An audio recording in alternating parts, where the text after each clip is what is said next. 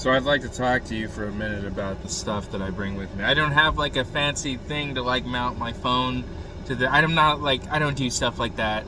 Anyway, so here's some stuff that I bring with me to the foreclosure appointments. And well, all right. So what I need is I need a binder instead of this folder, but I use this folder and what I have in here are like these handouts. These handouts say the Nevada foreclosure process. This is just some information to people who are not aware of how the process works, or for other reasons they're just not understanding what's going on. This is actually a comp. So sometimes I run up a comp. I also have a listing agreement. So this is in case someone decides, that they need to list their home, even if it's a short sale. Because I have a short sale addendum in here. And so I keep that on my foreclosure appointments as well as these flyers. So if they're not home, I leave a flyer and it just says facing a foreclosure. It has my contact information and just a little tagline, know your options and rights. I'm thinking about coming up with another one saying you don't have to face it alone, something like that, but just to change it up. But yeah, that's what I take with me on foreclosure appointments.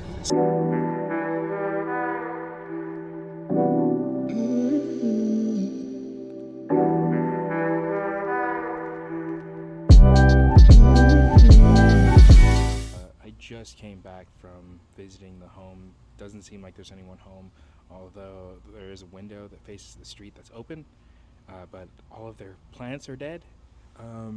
So I don't really know what's going on out there. Also, it's really warm out here. I mean, it doesn't feel like it's quite 100, but it feels really humid because we've had rain here in Las Vegas for the past few days. So it's really, really warm out here. And this is like what I wear. This is my brand and how I dress, especially for this kind of clientele.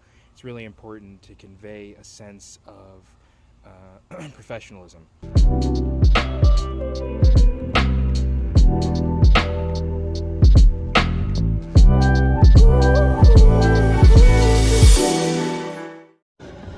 So I just got back from doing another foreclosure. I knocked on the door, nobody was there. This time the electronic doorbell was connected to something because it lit up when I pressed it. But there was no option to leave a voicemail on it or anything.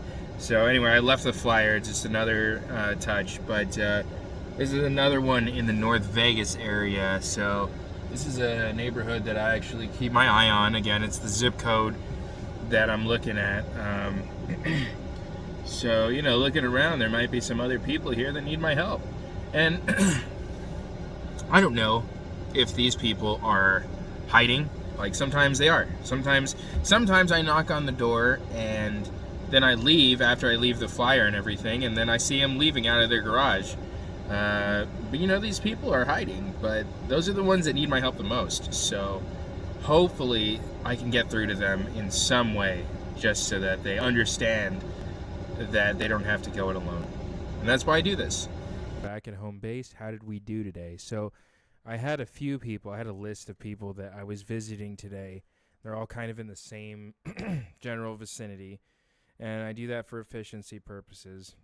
None of them were home today, which is unfortunate. I try to go between 4 and 5, sometimes a little later in the evening, because I've noticed that there's a higher chance of getting people at home. A lot of these people still work jobs during the day. There have been people that I've caught at home at 12 or 1. There was one person who it looked like he was disabled or something, and I just got beat there by, I think it was a lawyer, some kind of agency, because my competition with the foreclosure kind of market is other realtors, obviously. A lot of realtors don't like to go after this type of business. Sometimes it's because of the effort that's involved. But there are competitors in the space, as well as lawyers. So there are lawyers that are incentivized to help people to declare bankruptcy, and they charge a fee for filing that type of paperwork and helping the homeowner that way. So is the bankruptcy best for the homeowner, or it's a case-by-case basis? For some homeowners, it does work, and it works to stop the foreclosure. But for other homeowners, it's just a means of kicking the can down the road. because and I've seen it on deeds where it gets recorded that they declare bankruptcy, and then that was like 5 years ago, and now they're back being foreclosed again, and it's like, are you going to try and declare bankruptcy again? What are they going to do? So it is an option to declare bankruptcy. Is it the best option? Again, that's case by case. So I like to present all of the options that are available to the homeowner. And it's crucial that I try and make contact with these people, and I try and do that when I think they're going to be home. Yeah, but nobody was home today, so I left all the flyers, which is just another way of kind of reaching them, getting in touch with them. They call it a touch, which is another touch. But again, like I mentioned, it's the same as mailing them a postcard, which I already did. So this is the second touch for a lot of these individuals, and I still haven't heard anything from them yet. So I'm working on my follow-up with this because there are certain individuals that, after I do the analysis that you saw at the beginning of this video, there are certain individuals who meet the criteria and are the perfect candidates for this type of program where they can short sell their house because they don't have enough equity to have a profitable sale, and they'll still end up owing on their loan. It's a relatively new loan. So there was this one individual who I analyzed the finances and the home and the comps and everything, and it looked like if she was going to try to sell the house, she would make a profit and might end up still owing the lender. So I sent her a mail. I sent her mail, and then I visited her home, but she wasn't home. Or at least I thought she wasn't. So I left the flyer, and then she said, "What do you want? Go away. Don't leave your stuff on my door." And I said, "I just want you to know that you don't have to go this alone, and that you have options available to you. But the time is running out, so you'll need to act quickly."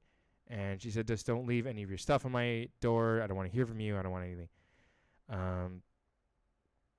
But I went home and I was thinking about it. I said, this is a person who really needs my help. I think that maybe she's just not sure how to approach it, and she's not sure if I work with a lender and I'm trying to do something. And then, a lot of these people get approached by all sorts of people. They're not just realtors. They're like investors. There's a lot of investors that look for people that are being foreclosed on, and they're like, I'm going to come and buy your house, and then I'm going to try and sell it. So they do the short sale thing, but they have it sold to them, and they kind of daisy chain the transaction, and they sell it on the back end. And that's something that a lot of investors do. So a lot of these people are being approached by that, and that is kind of risky for the buyer. And a lot of those investors don't know how to. They don't really care about the individual. They care about the bottom line. And hey, you're in business to make money, but also this is an individual who bought a home years ago thinking that they'd be able to afford it, and now they're in danger of losing it in a very embarrassing and very damaging way. And so I think a lot of investor types are really insensitive to that, and they just say, hey, we're going to come by and we're going to buy your house in 2 weeks and you'll be gone. And people are like, hey, this is where my family lives. Okay, let's have a little decorum here. Let's be serious and not be so gauche in talking about money all the time. So yeah, that's some of the things that people who are being foreclosed on have to contend with, and why they tend to be so elusive is because the type of people that are trying to contact them genuinely don't have their best interests in mind. So that's kind of what they deal with. Okay. So I showed you the flyer. I think that's everything. Is a wrap up. If I had met anybody today, I would kind of gauge their interest and maybe set an appointment. What I like to do is when I meet them the first time, I set an appointment for later that day or the next day. And then I tell them, we can get together and go over what our options are. And I'll have printouts, and I'll get some information about your house. We'll talk together, and then we'll work on a game plan at our appointment.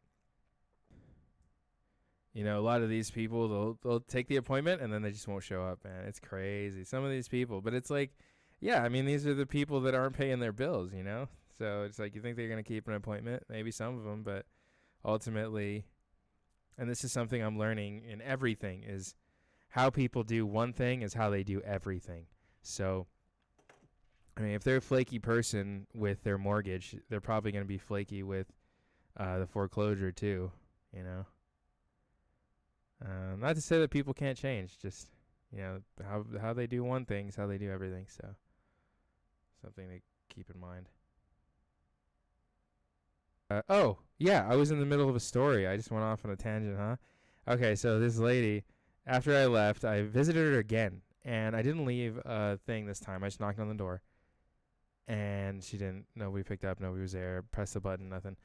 And then I went a third time this week, but this was the end of the week already. So I went a third day. I left a flyer, and she called me as soon as I left, and she's like, "If you come back here, I'm gonna stick a gun in your face." She said that, and I was like, "Oh my gosh!" I told her, "Listen, it's not. I'm not from the bank. I'm not a lender. I just want to make sure that you're getting the help that you need." And she said, "I've got it taken care of with the mortgage company." It's like, hey, you got it taken care of then. Good job. I'm glad to hear that for you. And I'm glad to finally know that something's happening, that you're not kind of in this limbo, because that's the reason I was being so diligent in trying to reach out, is because it seemed like you didn't have a plan.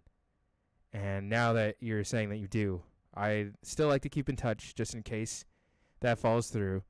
But, I'm not going to bother you anymore. And that was the last time we kind of spoke, but then the following week, she called my office and my broker, and it was making the same threats, like I'm going to call the cops if he comes and leaves any flyers, and if he tells my neighbors that I'm being foreclosed on. Like I told you before when I was in the car, that sometimes the whole neighborhood, there's other people that might need my help. So I was doing a thing where I would go to the neighborhood where the foreclosure is, and then I would talk to the neighbors around the other houses around that house and kind of get a feel for it. Say, hey, if there's anybody that that might be going through this process, let me know. So I was leaving the flyers with them too. And she called back and she's like, don't tell the neighbors my business, and don't leave these flyers, and I'm going to kill you if you come back here. So yeah, I mean, I think I'm just going to kind of leave it at that. We'll if she needs anything, she'll call. She has my phone number. She has the flyer, multiple copies of it, and my business card and everything. Hopefully she gets the help that she needs. And, I'm looking for other prospects. That's just one aspect of the kind of business that I'm pursuing. But I wanted to do kind of a comprehensive ride-along on what the prospecting process looks like from start to finish.